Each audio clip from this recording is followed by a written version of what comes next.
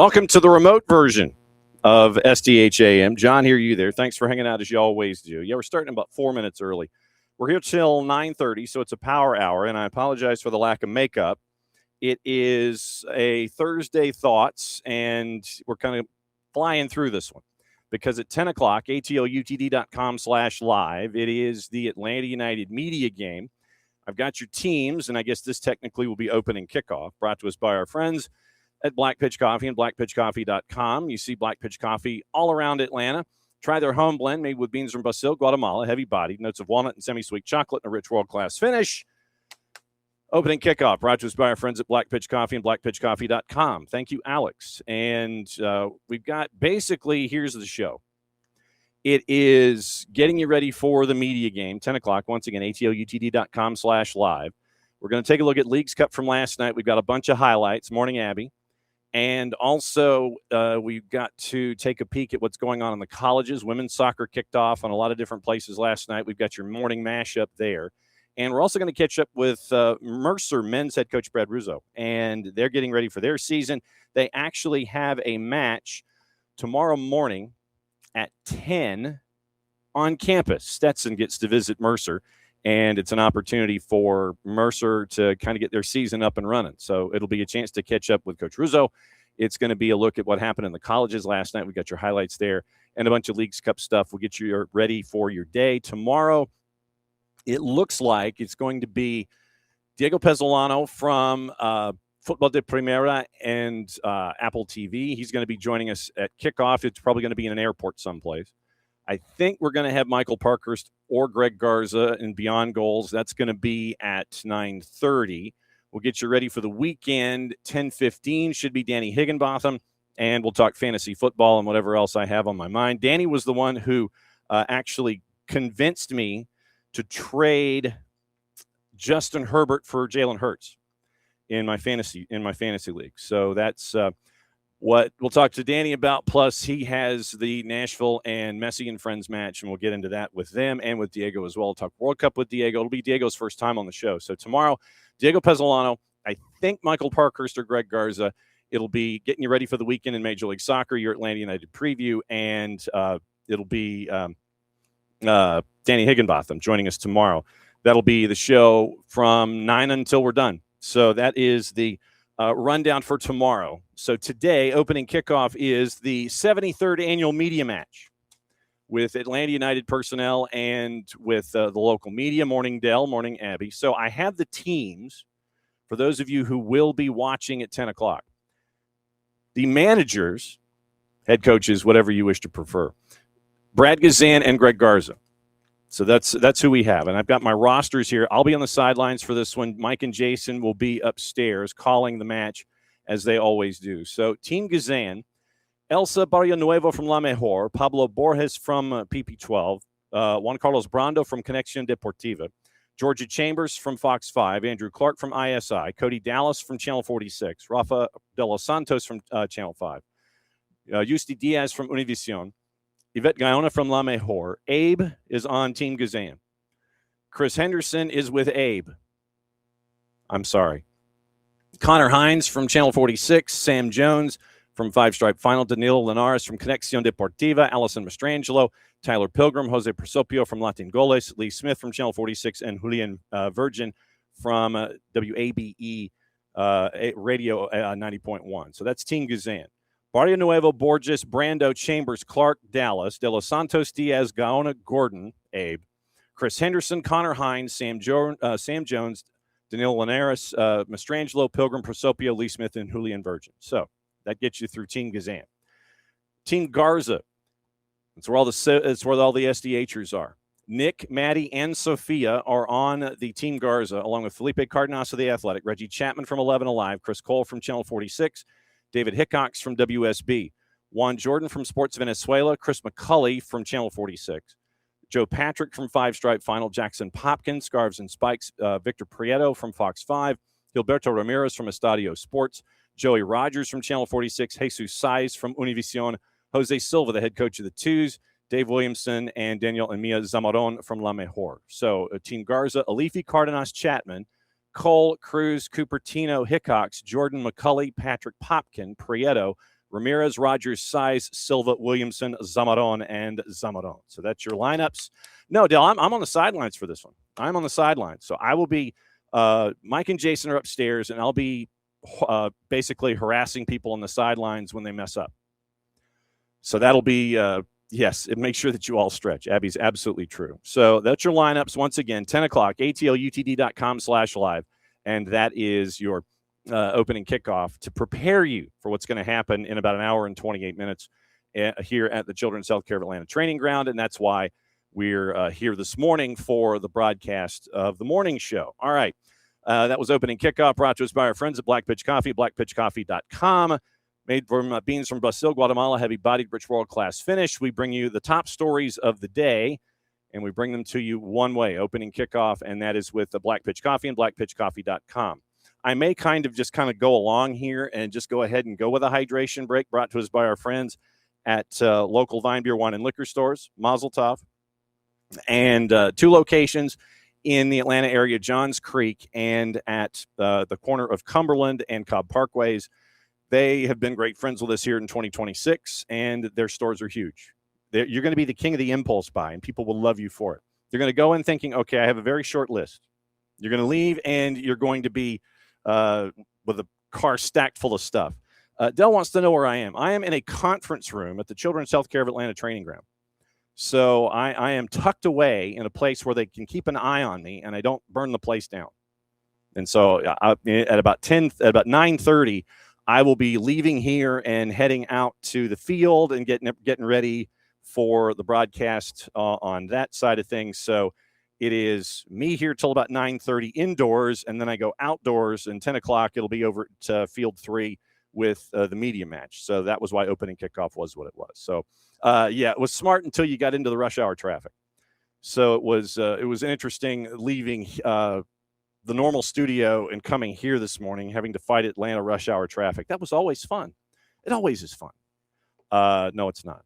So it is Team Garza, Team Gazan, and that one is at 10 o'clock, atlutd.com/live. All right, last night, it is a boatload of things that happened in Leagues Cup. And so we're going to go over all of that happened last night.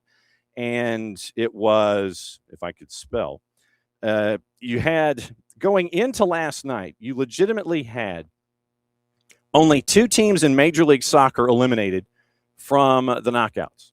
And remember, it is the top 4 in each league that make their way through to the round of 8 and so on. So Liga MX had, going into last night, 7 teams chasing after 4 slots, and only 2 teams from Major League Soccer had been eliminated, and they were all chasing after anything and everything that happened last night. So it was chaos personified for the second night in a row. It's match day 2 for match 3, if that makes any sense. It's the second day of the third match day was last night. Tonight is the last day of the last match day, and then we'll find out who, with math probably on the MLS side, who makes it from the Final Four on the MLS side, who makes it from the Final Four on the Liga MX side. So as we go into what happened last night, all of our highlights, once again, thanks to our friends at Leagues Cup and Apple TV. And let me make sure that I have that down so that way it can be properly fonted when I play all these highlights.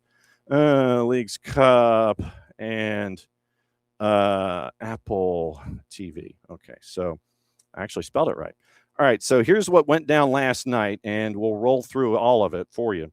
It was, where is it? See, and this is the one thing about the website. It's like, I'm trying to sit here and look at what happened, and I have to scroll all the way down to the bottom to make sure I know what's going on. All right, last night, Orlando, ranked number 19, going up against Atletico San Luis, who was ranked at number 33, and you had your moments there.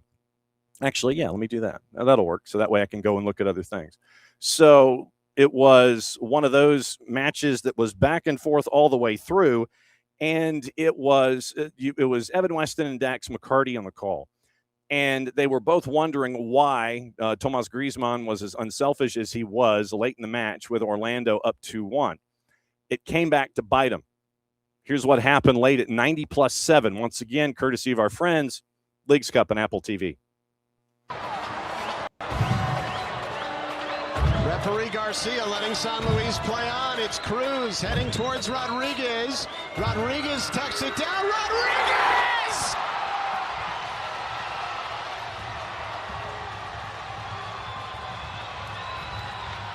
That is insane! David Rodriguez on the final play after Orlando went way up the field, and it's 2-2!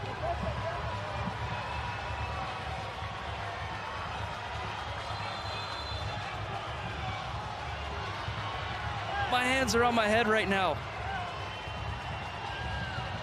I can't believe what we just witnessed on one end of the field. Not once, but twice with Antoine Griezmann not going for goal. There you go. That was the call that evened it up at 2.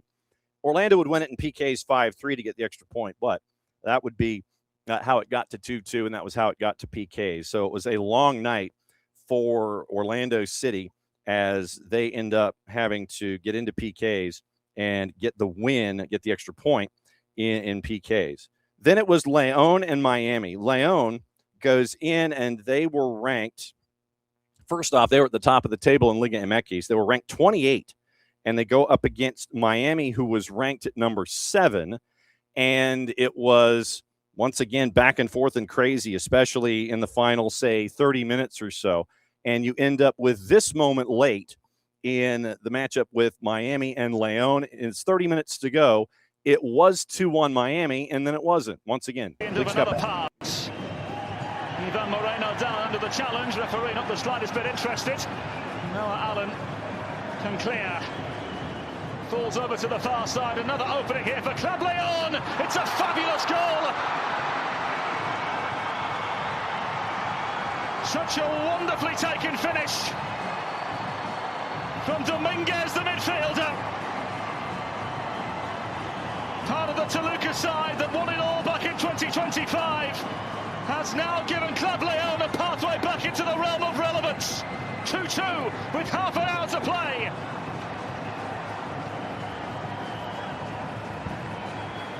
León have been so much more aggressive in the second half, did not have a shot on target in the first half, and it's a poor giveaway from Miami. They push forward. Pinter and Yannick Bright scored for Inter Miami. Arcila gets his brace in the 83rd. León gets the win in full points by the final of 3-2. So Miami needed full points, and they did not get them in that matchup last night in Leagues Cup. So now we continue rolling through the early matches. And after what happened with Inter Miami and with León down at New Stadium, we go to Geodis. Monterrey, ranked number 11. Nashville, ranked number 16. This one is Jake Ziven, Taylor Twellman, Leagues Cup on Apple TV. Actually, since I'm left-handed, I'll do it that way. Leagues Cup on Apple TV.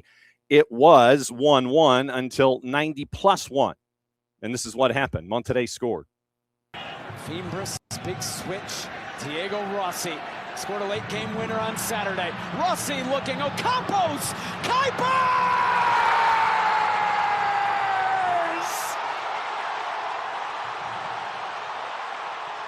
Monterrey lives in the 2026 Leagues Cup! Hugo Kuipers in added time! His third straight game with a goal for Rayados! Monterrey lead 2-1.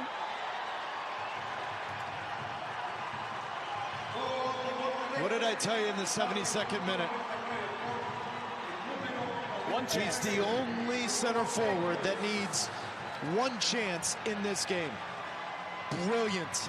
Difficult finish, too. You've put in 92 minutes of hard work, running, chasing. Ball is a little bit behind you. Ocampos lays it off. And that would be your game winner. 2-1 the final with Monterrey and Nashville. Hugo Kuipers gets the goal at 90+2. Toluca and FC Dallas at Estadio Nemesio Diaz. Chris Whittingham, Lori Lindsay on the call. It was 1-0 from the spot. Vega in the 8th, and then Permusa in the 9th. And this one went all over the place before it finally ended up in the back of the net. Go quickly the other way. Johansson in towards Musa, who's wrestling to try and get to that ball. will be clear as far as Kaike from long distance. It takes a deflection, and Dallas have one back. Musa will claim it. The unlikeliest of equalizers. Less than a minute after conceding, Dallas on terms. Well, just incredible. And it's a direct play that's caught Toluca out. Feeling totally confident with the way that they started this game in the first 10 minutes, taking the lead, and then just seconds later. And I was just about to make the point that Dallas is going to have to take their chances when they get them. Be direct, see if you can force the issue a bit against Toluca. Here's Musa just tracking 3 defenders, but then the second phase right here, just to keep the ball alive, a fortunate bounce off of Musa. It finds its way into the back of the net. It's Luis Garcia going one way. Just watch the goalkeeper for Toluca. Gets offset the last second, and then the bounce from Musa finds it in the other corner. What an Vega from the spot in the 8th, Musa in the 9th. Viñas scores at 45 plus 2. Gutierrez scores in the second half. Toluca knocks off FCD by the final of 3-1. Then you get into the matches that were later and later, and you end up not quite with MLS After Dark, but it was pretty close. You start off with San Diego FC and Puebla. San Diego goes into this matchup as team, once again, things have to load so I can get my rankings. Team 8 going up against team 36 in Puebla. And it was a goal early on that got San Diego FC moving. And in this one, it is Neil Secret, Kendra D. St. Aubin, courtesy of our friends, once again, Leagues Cup and Apple TV. Kick for San Diego. Puebla's been prone on set pieces and pretty much everything in their defensive penalty area in this competition. Tverskov put it on the welcome mat, and it's hammered in. Osvaldo Stui, the Dane, and a great finish to the top corner.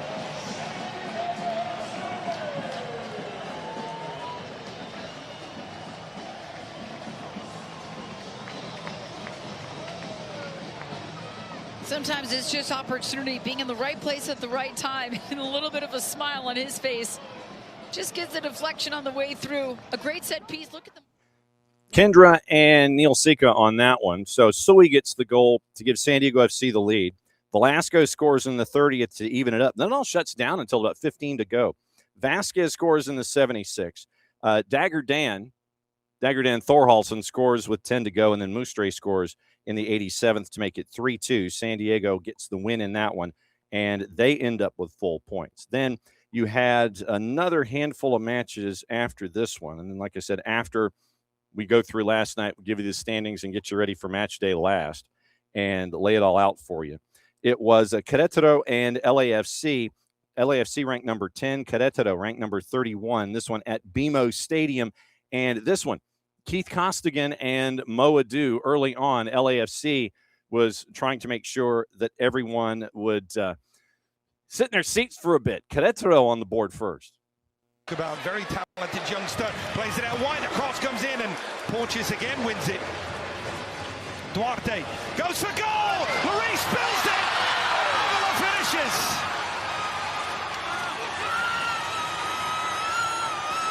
The striker just in the right place at the right time, and he couldn't miss. A shock lead early on here for Querétaro.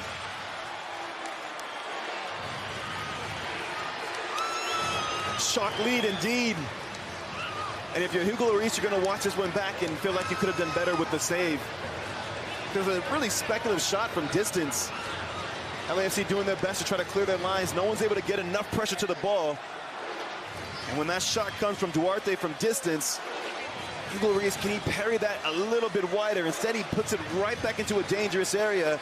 And you got to give credit to Avila. His reactions are sharpest. It falls very, very kindly for the striker. And he gets his first goal. And then you end up with 1-1. Denny Boanga scores with about 30 to go. They go to PKs. LAFC gets the win 5-3 in PKs. So LAFC gets the extra point. Then the late game, the late game in this one was, if everything would cooperate for me so I could look, it just wants to scroll all the way to the top every single time. Chivas over Seattle by the final of 2-1. Seattle ranked 15, Chivas ranked 21st. And in this one, it was an unceremonious end for Seattle. Sanda scores in the 13th, but then Chivas scores with 2 goals in the second half in the 61st and the 72nd. So Team 21 advances over Team 15. So let's take a peek at the standings and get you ready for today.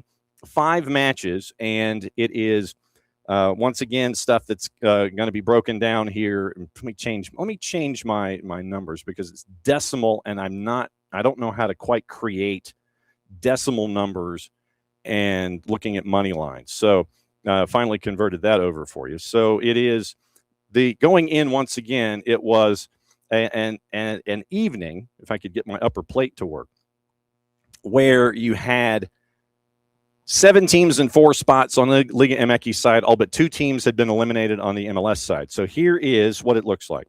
Right now, Liga MX side, León is in with 9 points. They're 3 for 3. Toluca is in with 6 points, and they are also in the barn.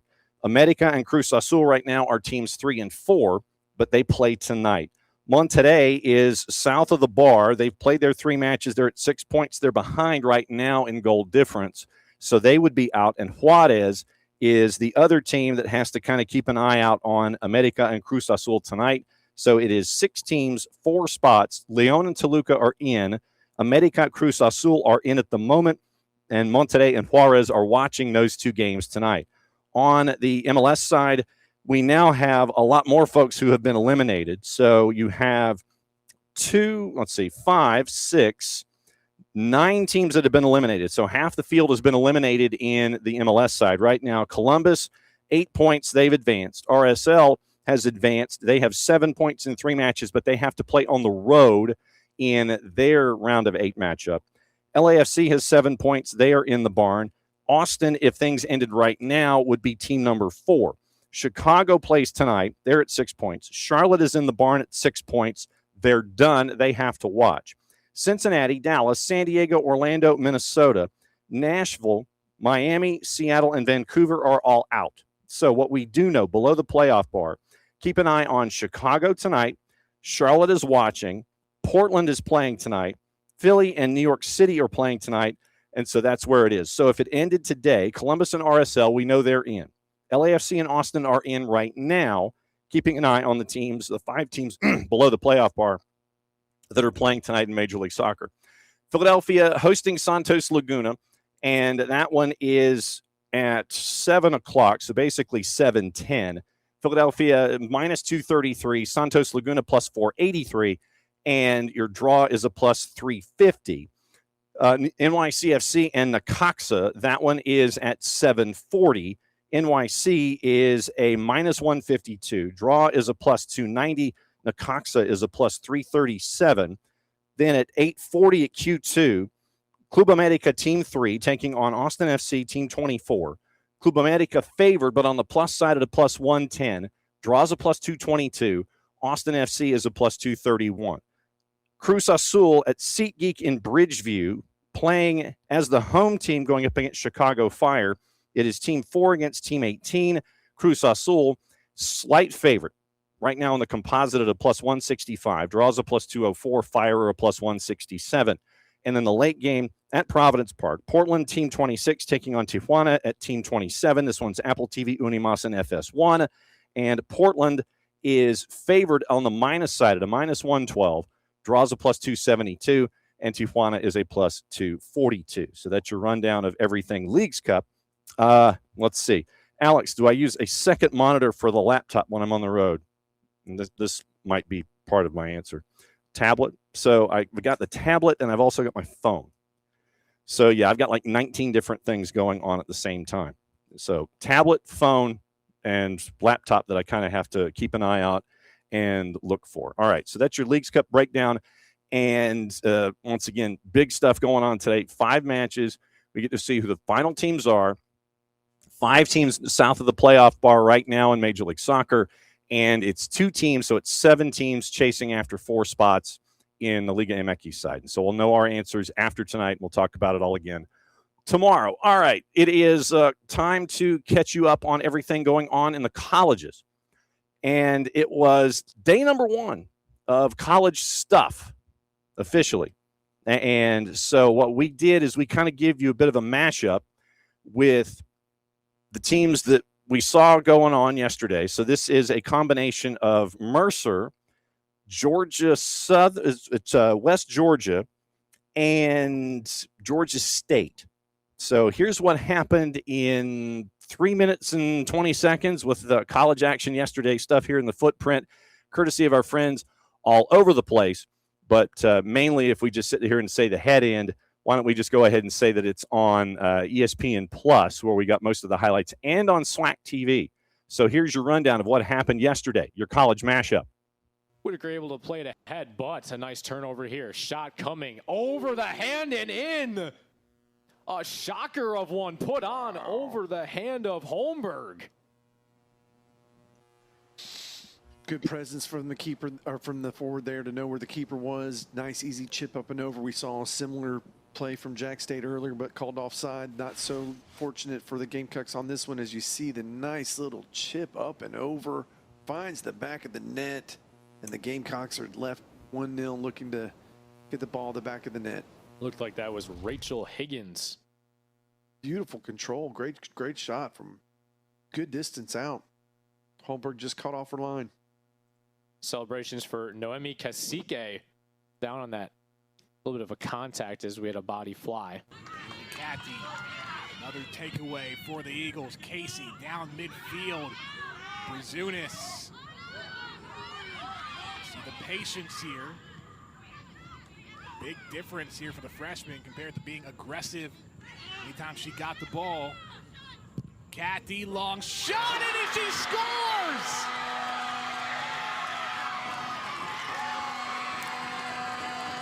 Paisley Cathy in the upper right corner, and the Eagles lead 2-1 with 6 minutes to play.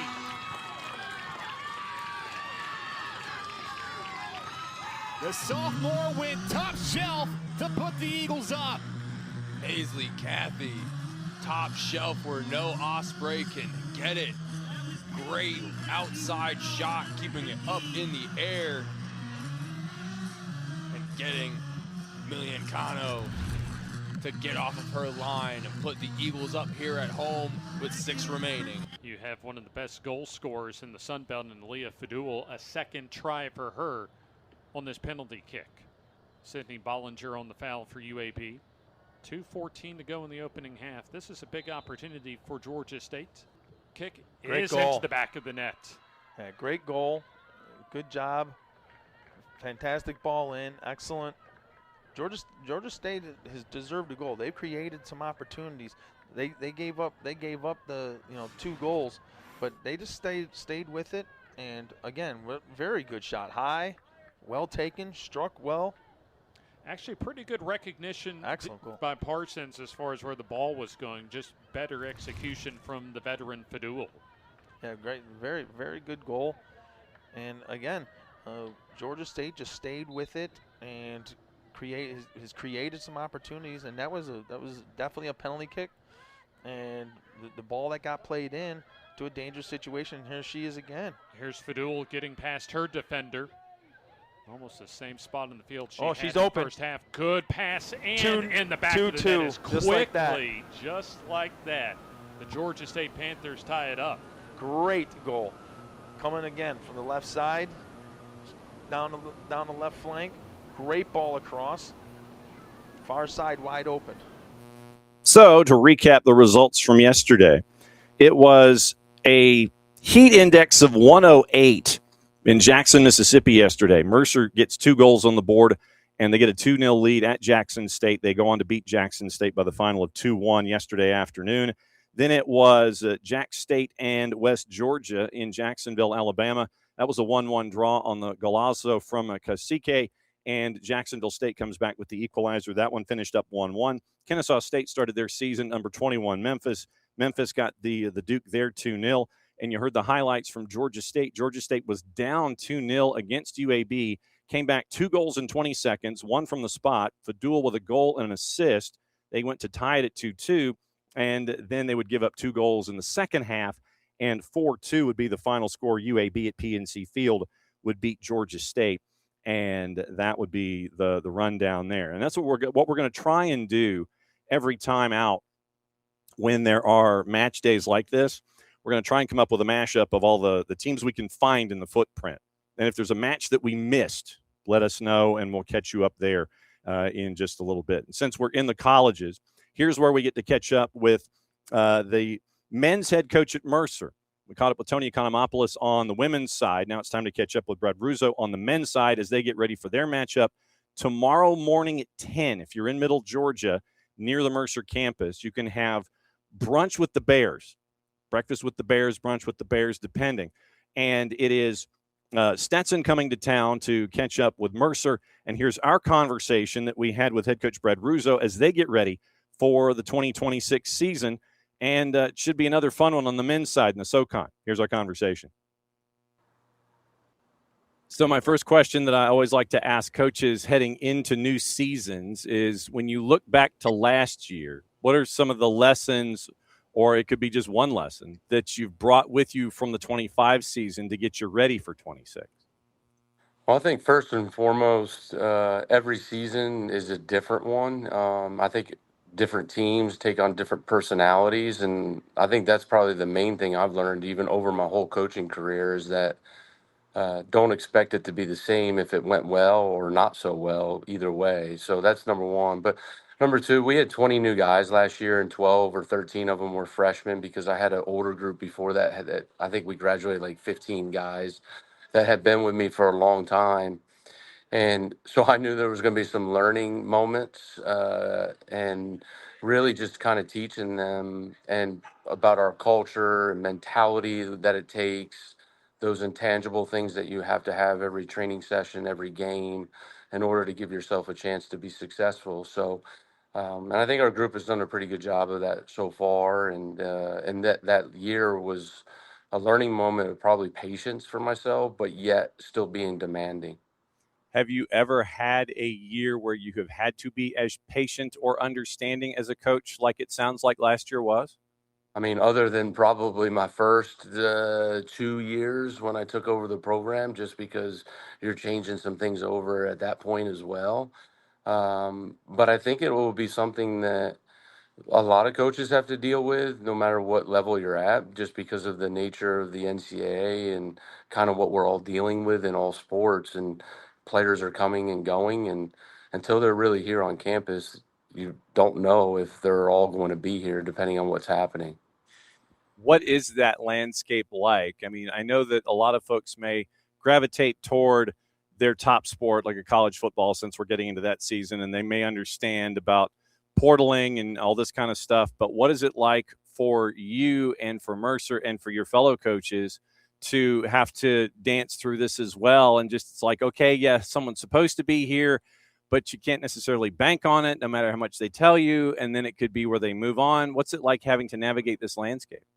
Well, I think it is becoming harder and harder to navigate. And I said this to someone the other day, like, it's almost like our job has become general managers now instead of head coaches, and which obviously entails a lot of different details in that regard. But I think you have to keep up with what is going on and how these rules are changing. And I wouldn't say necessarily embrace it, but understand them and then try to work within them. And if you don't, and then you're not willing to adapt, or you want to kind of be stuck in your own ways, I think that sometimes you can go down to an unsuccessful path. So just trying to understand those rules, trying to figure out what would work. And at the same token, I've been a big believer, and I'm not going to give up our principles of what the program has been built on.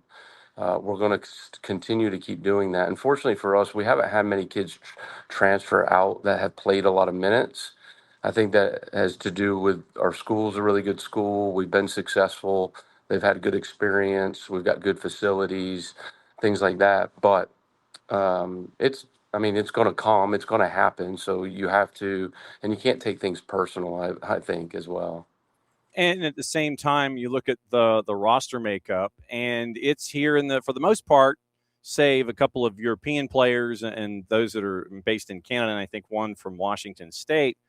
You've got the Southeastern footprint, so they know what the university means. They know what SoCon means to the landscape. So you have players who are coming in as student athletes from high school or from transfer and what have you, they know what to expect when it comes to Mercer / SoCon / the Southeast and college soccer.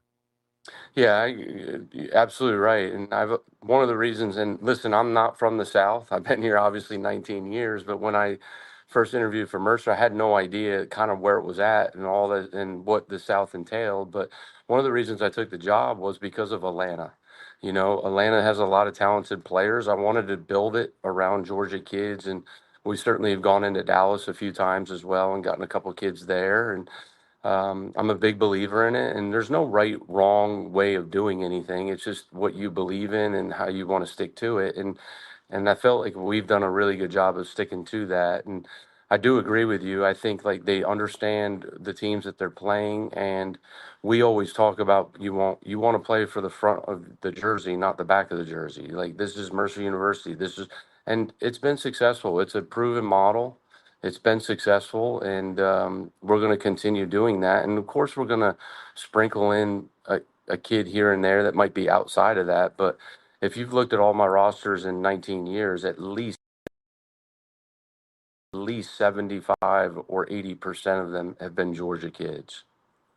When you're recruiting internationals, I'll use the word interesting. How interesting is it to be recruiting internationals and recruiting them on Macon / Atlanta and the Southeast and the educational aspect of it? Because when we caught up with Coach Economopoulos, it was the same kind of thing. It's like, yes, I'm bringing them to Mercer because of the academic part, but there's also, you know, big city here, you go to the beach here, big city here. So there's different elements in it, and you're kind of like in the middle of all of those things. If a student athlete wants to experience one thing one direction, one thing another, what's it like recruiting internationals? Well, I think it's obviously attractive. You know, you're close to Atlanta, which is obviously a major city and major airport. You got Savannah and even Tampa and Florida areas. There's some areas there. So I think it's attractive to them. But for the most part, too, the internationals actually, they are very serious about their academic work as well. And obviously, not everybody can just get into Mercer. So you're looking at a kid that is serious about that, which is really, really important to me. I think if you're going to be a successful player, you need to be successful off the field, being a good person, being a good student, because those things are shortly turning into being a good employee, employer, and maybe a husband or a father at some point if that's what they choose. So, you know, I think maybe I'm still living in the old school world where I believe that's still part of my job, but I'm always that's what I believe in very much. And we teach those moments. Of course, we're competitive and we want to win as much as possible. And I think some internationals, when they see that, they're like, you know, this is going to be a great experience for them. So I think they understand our culture. And I've had some come in and then they leave and they're still working here in the Southeast or in Georgia, and they come back to games all the time. And, you know, that's important to continue to stay in touch with the program. And you mentioned that, and two of your assistants, your new assistants, get to come back and be in touch with the program. What was it like bringing two former players back to be assistants who know what your expectation level is, and they can be those, you know, translators, for lack of a better word, to the younger student athletes? What's it like bringing back players to be a part of the circle? Yeah, well, it's actually, I brought three of them back. So we have Fernando Ortega, Carlos Santamaria, and then Dylan Gaither. And I've always been a believer, and if you've looked at my staffs over the years, it's typically somebody I've known for a long time or somebody that has played for us. And I think that's important because we are demanding, and I think they can relate to that with those kids. You know, hey, he's not doing anything else that he didn't do to us, and look how we turned out. So I know that seems pretty elementary, but they also know how I work and how we do things, and certainly I'm looking for them to bring new ideas to it because I want their opinions. But as soon as we walk out that door, they obviously understand those expectations. So I think it's super important. And, you know, all of our assistants, you know, I think we have 3 active Division I head coaches that have been assistants here. And we have another one that's in the USL championship as an assistant, and then another assistant that moved on to a Big Ten school. So I think our program's pretty well respected on the outside, and and they know they're going to work hard. And part of that is I also give them responsibility, but I also hold them accountable to those roles because every role matters. All of our roles are different, but everyone is just as important or as equal as anything else. What's it like having the coaching tree develop that way that you're seeing other conferences and USL Championship? What's it like to see the coaching tree kind of fan its branches out like that?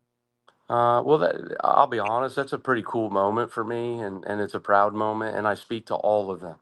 And I think it's a thing that it's just a good sentiment to our program that we've worked hard, but also you were successful while you did it, and you got rewarded at the end of the day. And to hear their stories and see them be successful and move on to bigger and better things, like I couldn't be prouder of that. I mean, obviously Ricky Davies, the last one that left, and he just left probably 2 weeks ago, and he's thrown to the mix. We haven't actually touched base. We tried to touch base yesterday, but we missed each other. But that's his one coaching, and I expect him to do great things. And I was totally fine. We try to help them move on to better things because even though, like, hey, that might have put us in a situation, but it's not about us or it's not about me. It's, individually, it's about them and making sure that they're getting all the things that they want in life and in their job. For someone who doesn't know, and they may have cursory knowledge of the big conferences when it comes to the NCAA, and then there are the Go Fours and the Go Fives, the Group ofs and the mid majors. How would you describe how upside down and crazy the SoCon can get when it comes to conference play? Yeah, it's a good league. It's a really good league. It's been a competitive league over the years. I think we entered it in 2014. And to be honest with you, it made me think, like, because obviously I knew we were getting in it, and I knew Furman and Greensboro and some of these other teams. And it made me, I think, step up to another level, whether it was coaching and recruiting and the players as well, step up another level because of the history that it's had. And obviously we saw the runs that Furman and Greensboro have had over the years, and we've been in the NCAA tournament, 5 of the last, whatever, 8-9 years. And so it's a dogfight, and I know every coach says that conference games are, but I think once they get when you get into these national tournaments, I think 2 years ago we went and tied North Carolina, we beat South Florida, we beaten good teams, and they've beaten good teams. So it's not, to me, it's not a surprise. I think soccer. Of course, the landscape, when some of these teams or a lot of these bigger power teams have more scholarships than us now, it always used to be that everyone was in that 9.9 range, right? And now you're getting teams that are at that 15, 20, maybe even 25 scholarships. And it is getting a little bit more unfair, but you can use it as an excuse, or you can just get out there and fight and compete and get after it. And you know what? We may only be able to play 12 players and they can play 18. So be it. So, and that's kind of the attitude and mentality I think a lot of the teams take in our league. What have you learned about yourself in the preseason so far? I've become more patient as a coach just throughout my entire career, but not less demanding. Not less demanding. And I think I've learned that our team, we can be good. We can be a very good team this year, but we're still figuring things out. We're only 7 days in. We've had 2 preseason matches. One went pretty good. One, there were some positives, but there were some negatives in there that we got to clean up.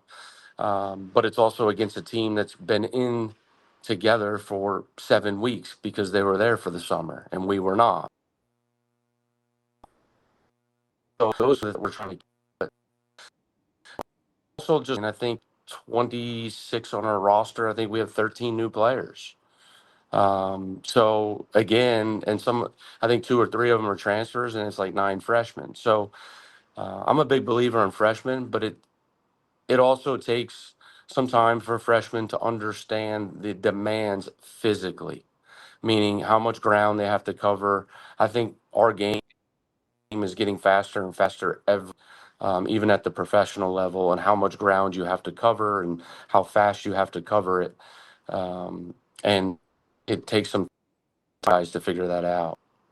When you're in the preseason and you're still learning what your freshmen can do and your transfers can do and integrating them with your upperclassmen, do you set yourself up so they can troubleshoot on their own on the field in play, or do you just want to sit there and it's like, okay, I want them to understand our way of thinking and then I'll have them troubleshoot, in real time someplace else? How do you handle preseason? I think it's a lot of teaching, coaching, which it has been the last week. And the games, no, I'm not joysticking it, but I am definitely making comments as needed. And there are some moments where, all right, hey, these next 5-10 minutes, maybe not say much and see what we can figure out and how we can figure it out. Because at the end of the day, I'm not going to be on the field, but I'm also going to make sure that they understand that these are our base principles. This is our identity. I think any good team has a team identity. And our identity, I think, is pretty prevalent over the years on what we try to do. And you might have a few tweaks here and there, but so I think it's I think early on, it's a lot of joystick and coaching, teaching on the practice field. When you get to the games, maybe, okay, a little bit more in the first game, a little bit less in the second game. And then, we have one more on Friday morning. So we'll kind of try to put some things together a little bit more, but we're having a better understanding of what positions we feel the personnel can fit the best, because we're still trying to figure out a system, figure out which personnel works the best, and maybe some kind of rotations off of the bench in certain. I was going to ask, so it's breakfast with Stetson on Friday morning. What do you, in this one, since this is the last one before they start actually counting and FAU comes on the 20th, if my math is right, what do you want to see out of Friday morning? By the time you hit the lunch line right there off of campus, what do you want to see with that match once it's over with Stetson Friday morning? Well, I think, and again, I think, which is a big word, I think we have a good idea of what system we want to kind of move forward with, because we've done a couple different ones and different shapes and things like that. So I think we'll go with one that we feel that we're the best in, and we will still lack a few pieces in that, but we're going to try some other guys, whether it's due to injury or getting NCAA eligibility. So I think we need to feel good about the system that we're in, number one. We still have a few decisions to make, probably anywhere from 2 to 3 decisions on who would be a starter in certain areas. So I think we need to figure that out. And then ultimately, as a team, how do we bounce back, from maybe not a so-called good performance the last exhibition, because it's a season, right? Like you're going to have some setbacks, and just like I told him last night, we'll be back in Macon, Georgia late tonight, and tomorrow morning the sun's up and we get back to work. And the good thing is we're still 0-0-0, so just like everybody else. And so I think in getting a little bit fitter. This heat is brutal. But we have to deal with it because we're going to be playing in it early. So I think a lot of those, just kind of wrapping up some final things. And we can't wait. But to be honest with you, there's so much to get in. Oh, yeah. And that you have to prioritize, because you don't have all the time in the world to get it all in. So we're really trying to prioritize maybe what are the 3 or 4 things that we need to get in and we need to be really good at. And we'll be keeping an eye on it. Breakfast with Stetson. Breakfast with Stetson on Friday morning. So I guess technically, are you going to call it breakfast at Betts or brunch at Betts? I'm thinking out loud. I'm trying to get folks in the door, and I want them to. Is it an open door thing where folks can come over and see what's going on over at Betts at 10:00 on Friday morning? Oh yeah, it's open, and it would be great if we can get some people there. It'd be awesome to see some people. So it's 10:00 Friday morning at Betts. Stetson comes to visit Mercer, and then around the corner on the 20th, season openers FAU comes to town. Coach, it's great to see you. Thanks for peeling back the curtain a little bit and giving us the education as you get ready for another crazy season in the SoCon. Thanks for dropping by, and come by anytime. We'll be keeping an eye on things. We'll see you soon. Sounds great. Thank you for your time. Appreciate it. And there we go. And where's my camera? Come on, John. Where's your camera? And where is it? Guests, things. Here we go. Show camera. That's what we're looking for. There it is. All right. So that is the rundown at Mercer. Once again, brunch at Betts tomorrow morning, 10 o'clock, as Stetson comes to town. And it's the last exhibition match for them before they get all dolled up. And FAU comes to town on the 20th to start the regular season. All right, let's put a bow on everything this morning. And remember, bottom of the hour, top of the hour, it is the media match, the 73rd annual media match with Atlanta United personalities and front office folks from the team itself. Let me go through the rosters one more time. Your managers on the day, Greg Garza and Brad Gazan. I will probably be sticking microphones in their faces, and we'll see what happens. But once again, Team Garza has all the SDHers. Nick, Maddie, and Sophia are on Team Garza with Felipe Cardenas, Reggie Chapman, Chris Cole from Channel 46 here locally, David Hickox from Channel 2. They broke up Hickox and Allison Mastrangelo, by the way. Juan Jordan from Sports Venezuela, Chris McCulley from Channel 46, Joe Patrick, Five Stripe Final, Jackson Popkins, Scarves and Spikes, Victor Prieto from Fox 5 here in Atlanta, Gilberto Ramirez from Estadio Sports, Joey Rogers from Channel 46, Jesus Saez from Univision, head coach of the Twos, Jose Silva, Dave Williamson from Iconic Magazine, and the Zamarons, Daniel and Mia from La Mejor. That is Team Garza. Team Guzan, Elsa Barrio Nuevo from La Mejor, Pablo Borges from PP12, Juan Carlos Brando from Conexión Deportiva, Georgia Chambers from WAGA, Andrew Clark from ISI Photos, Cody Dallas from Channel 46, Rafa de los Santos from Fox 5, Yusti Diaz from Univision, Yvette Gaona from La Mejor, Abe Gordon, 92.9 The Game. So you'll have Maddie on Team Garza. You'll have Abe on Team Guzan. Chris Henderson is paired with Abe Gordon. Beat 2, 3, 4. Connor Hines from Atlanta News First, once again, Channel 46. Sam Jones from Five Stripe Final. Danilo Leonardis from Conexión Deportiva. Allison Mastrangelo from WSB. Tyler Pilgrim, Scarves and Spikes. Jose Prosopio from Latingolas. Lee Smith from Channel 46. And Julian Virgin from WABE FM 90.1 here in Atlanta. Once again, that one is at the top of the hour, atlutd.com/live. And come and be prepared to heckle online. So it'll be fun. All right, let's get through what else is going on here today. What to watch, where to watch it, how to watch it, brought to you by our friends at Fanati, fntz.co/soccer down here. That link is important, helps them out, helps us out, helps you out with all your things. If you're looking to add to a part of the world that you might not have had the chance to watch, you get to do that with Fanati's. You get a lot of the South American leagues, both A and B divisions. You get ties to Tigo Sports, ties to CATV. You get Libertadores, Sudamericana, which are going on right now. And you also get TVV out of Venezuela, unless you already have a cable system that has it as a part of their Spanish package. Then you have a CDO Plus out of Chile. You have Liga 1 Max Pro out of Peru. You have Teisei out of Argentina, and all the BNs. And when I mean all the BNs, I'm not kidding. You get all the BNs, which means that you could have been watching WAFCON, and we know who the final is going to be on the weekend, Malawi and Cameroon. Malawi, distant, just sprinted past and out-physicaled Algeria, and the Cameroon match was not the same. Cameroon gets the win in PKs, and the Cameroonian keeper saved 4 of the 5 PKs that she faced in the match, including the last 3 in the penalty kick shootout. So Malawi and Cameroon for your WAFCON final. That's coming up this weekend. You also get AFC, you get AFCON, Champions League, all of your World Cup qualifiers, regardless of age group. And on BN, also you get the Portuguese League, the French League, the Turkish League, and the Polish League. You get all that on BN at fanatisfntz.co/soccer down here. So Sudamericana tonight, 6 and 8:30 on BN and Espanol, Santos and Macará, and Cienciano and Botafogo.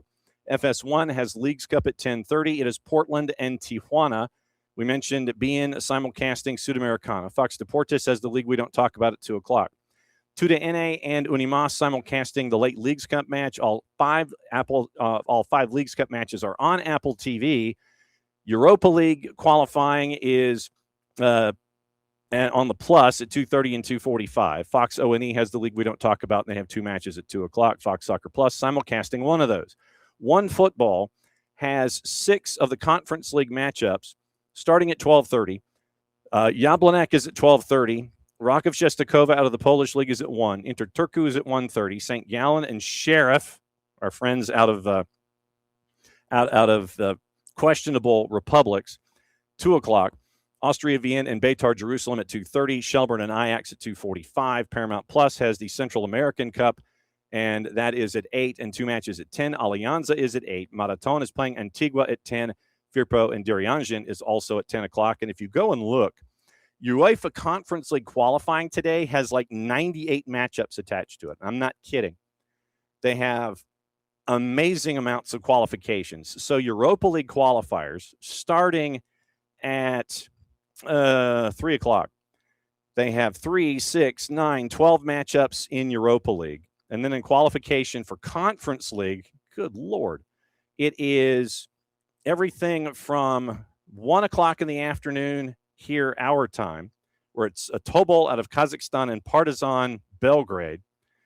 3, 6, 9, 12, 15, 18, 21, 24, 25 matchups going on today in Conference League. So all of you true sickos, if you want to watch, you can do that starting at 1 o'clock local time, Eastern time, U.S., and it goes all the way through, 2200, which is 10, which is 5 o'clock our time. So 5 to 7 tonight. You got a lot that you can hang out with. The St. Gallen Sheriff Tiraspol listed as a Moldovan squad. So Sheriff Tiraspol is listed as Moldova, even though there are republics and nations that lay claim to that particular strip of land, and that's a story in and of itself. So 25 Conference League qualifiers, and it is a dozen Europa League qualifiers starting at either 1 o'clock or 3 o'clock this afternoon. So 37 matches involving European qualifications. That is going on today. Some of them are on One Football. Probably a lot of them are on FIFA.com, so you can go and watch there at wherever you want to consume all of your activities in a multi-screen experience on your afternoon. Thanks once again to our friends at Fanatis at fntz.co/soccer down here. All right, so we mentioned what happened in WAFCON, and we now know the final there. And other news that you need to kind of keep an eye on, Chicago Stars in the NWSL, they let go of their head coach. And so they are now going to be working on climbing out of the bottom of the table in the NWSL. And you have, let me just get the headlines here. So parted ways with Marin Sjogren and assistant to Anders Jakobsen. The club sitting in last at 4-13-1. Assistant coach Karina Baez in her 3rd season. Former head coach at Pumas Femenil takes over as the interim. Former Stars coach Lauren Donaldson returns as interim director of coaching. Nicole Lukic, most recently head coach of Spokane Zephyr, joins as a full-time assistant. U17 women's national team, they open up their Fayetteville camp tonight against Mexico down at the Arthur M. Blank National Training Center. That matchup is at 5 o'clock. Jason will be on the call on the U.S. Soccer YouTube channel. Canada and Chile are also in town for this camp. Ciara Krinian is going to trim the 24-player group to a final grouping of 21 after the matches.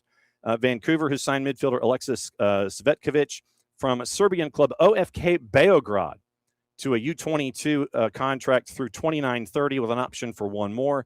Posted 7+9 in 73 appearances over the last 2 seasons, and we'll keep an eye on that move as well. So Romelu Lukaku has completed his move from Napoli to Fenerbahce. Atletico de Madrid has agreed to a deal on Cuti Romero.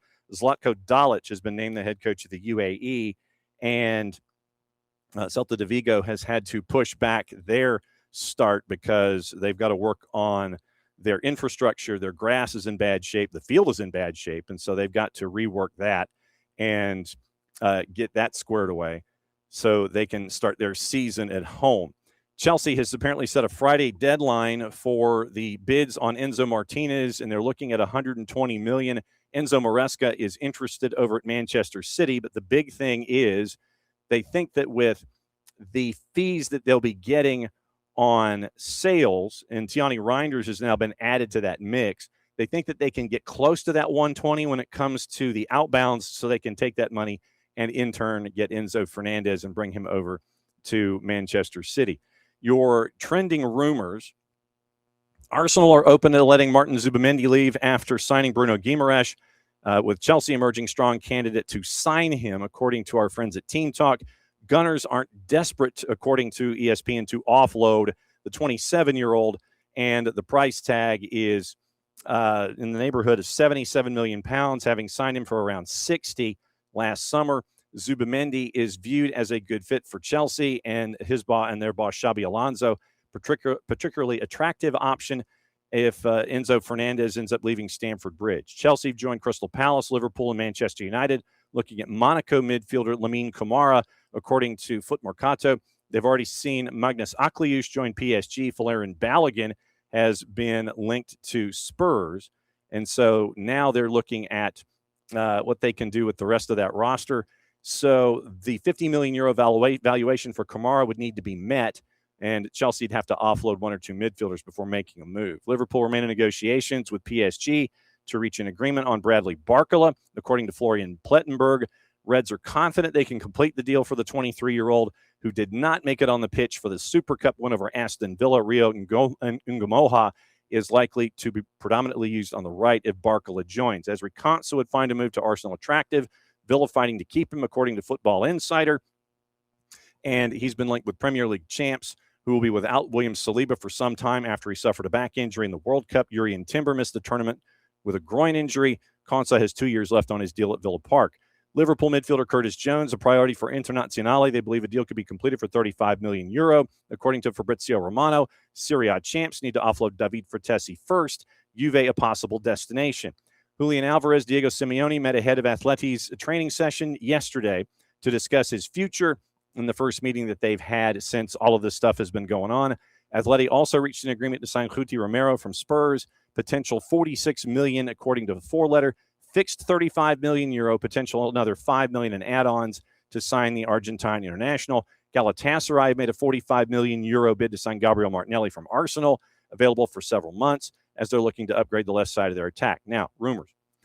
Villa looking at Juve striker Jonathan David as an alternative to Nico Jackson. Bianconeri want Joshua Zirkzee. That's from Calciomercato. Four-letter paper. Brighton midfielder Carlos Baleba is on Newcastle's list of options for the summer. Sky. A Mauro Riccardi update. Lazio have been in contact with the free agent. A deal is difficult to complete because of his salary demands and other factors. Villa offering Bayern Munich a loan move for Joao Palhinha, including an option to make the deal permanent, but Bayern rejecting that idea. They want an immediate permanent transfer. That's from Florian Plettenberg. Nicola Schira, Marseille and Hull have shown an interest in Juve center back Federico Gotti. Athletic, David Ornstein. Villa have held talks with West Ham about signing Aaron Wan-Bissaka for £25 million. Gazzetta, negotiations with Roma and Porto for Rodrigo Mora have become difficult due to Andre Villas-Boas making new demands regarding the obligation to make the deal permanent. Nicola Schira, Lazio have reached an agreement in principle with Andrea Pinamonti for a contract running through 31, pushing for a deal with Sassuolo. Philip Heinz, PSV Eindhoven, plus Premier League and La Liga and Saudi Pro, interested in Leipzig defender Lutz Shuttlegear Truida. Tom Bogert, FC Cincinnati, have rejected an initial offer from Hull of 15 plus 5 in add-ons for Kevin Denke. Could be more offers. Nicola Schira, Monza, Sassuolo, Udinese have all asked for information on Juve center back Daniele Rugani. And Bologna don't want to include Juan Cabal in their deal with Juve for Jean-Luc Umi, but they are interested in a standalone loan. Say that 10 times fast. Standalone loan. All right. Also on the board quickly, there is a quick note about the possibility of Joseph Martinez going to Columbus. So we'll keep an eye on all of that. Once again, remember, top of the hour, atlutd.com/live. It's the media match. Team Garza, Team Gazan, see your favorite media people stumble and fall, and no Jarrett Smith. And we'll see who can take the Jarrett Smith role this year when it comes to anything and everything. So, B. Wilzer, good to see you. Glad to have you here. Gabe Schrei, glad you were in here this morning. And also to everybody else that was in this morning. I saw Abby, and I saw, it's just, all I want is just to go up. That's all I want. I don't think I'm asking for much. So anyway, try to hide things, and it's not going to let you do it. Anyway, so thanks to Alex, thanks to Abby, thanks to all of you in here this morning, be Wilzer and Gabe and all of you. So we're going to go outside. We're going to sweat half hour from now. It's going to be the media match, atlutd.com/live. Since it is the end of the show, that means one thing. Thanks to Brad Ruzzo and our friends at Mercer, and thanks to all of you. Back at it again tomorrow. Diego Pezzolano is going to be joining us. We'll have the highlights from Leagues Cup and all the colleges. Get you ready for the weekend. Is be Diego Pezzolano from Apple and Football de Primera. Possibly Michael Parkhurst or Greg Garza coming off of what we see today. Danny Higginbotham set to join us at 10:15, and we get the weekend set for you on a Friday. And then the twos are back here Friday afternoon, 3:30 pregame, 4 o'clock kick as they take on Red Bulls 2. And they're quoting Nick, Press. End of the show. That means one thing. We get to do this. See you in a half hour.